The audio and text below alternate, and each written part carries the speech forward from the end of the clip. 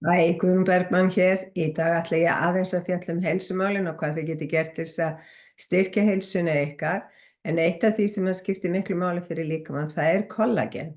Vegna þess að kollageni hefur mjög mikil, það er í rauninni eitt helsta efni sem styrkir húðin okkar til dæmis og eykur teygjanleika hennar og rakastig.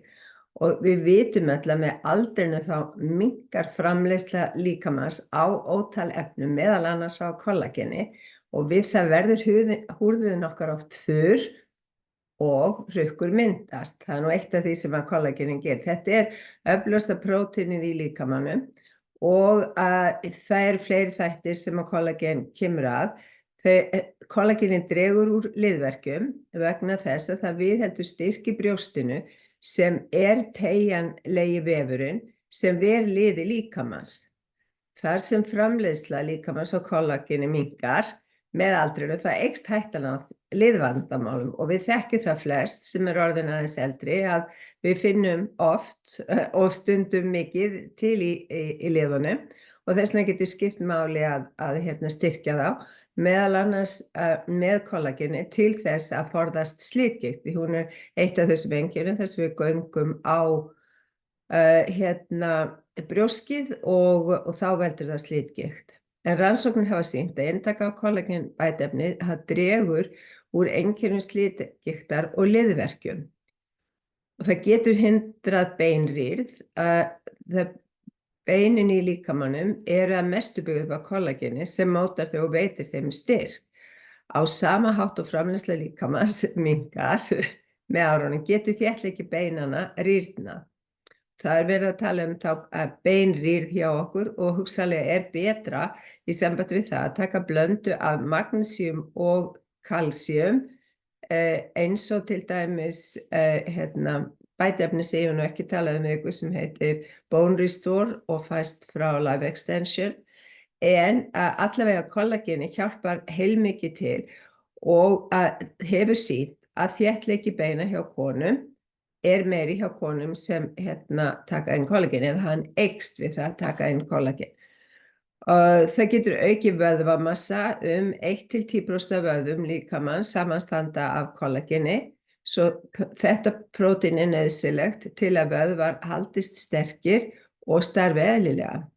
Rannsóknir hafa sýnt að kollagen eykur vöðvamassa samhliða líkamsræktaræfingum, svo nú býð ég eftir að vera fá stóra vöðva því að ég er byrjuð í ræktinni aftur núna í haust til þess að styrkja vöðvana með lyftingum og öðru þess háttar. Þetta bætir heilsu hjartans, við viljum öll vera með sterkt hjarta og vísindamenn að halda því fram að ég er að vitna henni í grein sem er inn á síðunni minni þannig ég get sett lekkir á hana svo þið geti lesa hana ef þið viljið frekar gera það og þá sjáu þið hvaðan ég er með heimildirnar en þeir hafa sett fram það kenningu að kollagenbætiefni dragi úr hjartavandamálum. Kollagen stuðlar að byggingu slagæða sem flytja blóð frá hjartanu út líkamann. Slagæðarnar geta orðið veikbyggðar og viðkvæmar ef þær hafa ekki nægilegt kollagen. Og þetta er byggingarefni, þannig að leið og við erum með nægilega mikið byggingarefni, bara eins og þegar verið er að byggja hús, að þá höfum við eitthvað til þess að vinna úr og það er náttúrulega það sem skiptir mestu máli. Svo er þetta gott fyrir hár, neglur og þarmaveggi.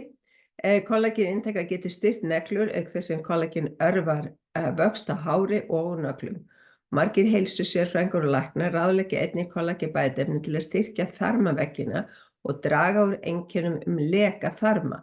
En hægðavandamál eru eitt af stærstu vandamálunum hjá þeim sem eldri eru og reyndar yngri líka því miður því að það byrjar bara strax á barnsaldri alls konar hægðavandamál út af matnum sem við erum að borða, út af í blöndunarefnum sem eru í matnum sem við erum að borða.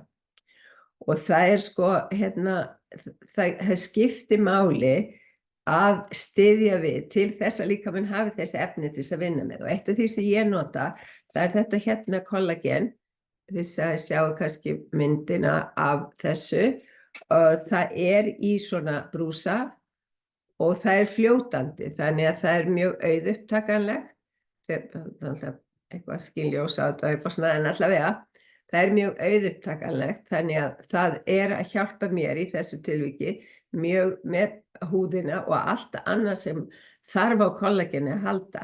Og ég líka að styrkja þarmaveggina eftir að hafa fengið alvarlega matareitrun. Þá fer hundur nágrannans á færkast. En það við látum það ekki trufla okkur. Við heldum bara áfram og leiðum að gelta úti.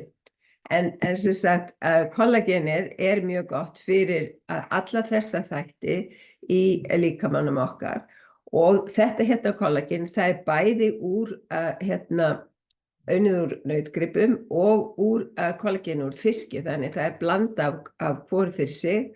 Og mér finnst þetta svo gott að ég þarf að passa mig að taka ekki á mikið af því, þannig að ég mjög sátt ánægð með það. En svo annað sem ég langar líka að tala við ykkur vegna þess að ég fæ mjög oft sinadrátt á nóttunni og það sem að ég hef gert, því það náttúrulega alveg skelfilegt að vakna upp einhvern tímann miðanótt með svo mikla verki í fótunum að maður þarf eiginlega að fara á fætur og ganga til þess að í rauninni jafna sig og ná spennunni niður. Og það sem ég hef verið að nota til þess að draga úr því, það þetta efni. Þetta CBD-krem, það þýðir að það kannabisefni í því, eða efni úr kannabisplöntunni. Og í svona brúsa undir vörumerkinu Dr. Kent.